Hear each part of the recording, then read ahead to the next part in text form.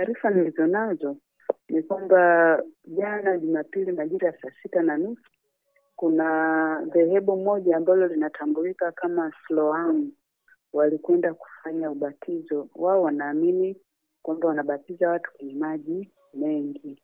Kwa hiyo wakaenda kwenye eneo moja, huku kwetu tuna mto unaitwa mto Ungwasi. Kuna sehemu nadhani kuna dimbwi, maji yako marefu yamekaa hapo kwa sababu mto wenyewe haupitishi maji. Kwa hiyo walivyoenda hapo, naambiwa kulikuwa na watu yaani ni kama hilo kanisa lote lilihamia hapo kama watu 30. Kwa hiyo walipofika hapo kwenye shughuli ya ubatizo, ndio mtu mmoja akaonekana kama vile alikuwa amepandwa sijui na pepo au ilikuwa labda baridi ilimshika sijui, lakini kama alitetemeka hivi.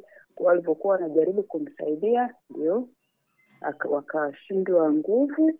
Kwa hiyo wao wawili wakazama, wakafariki na maiti zao zimetolewa, ziko katika hospitali yetu ya wilaya ya Huruma.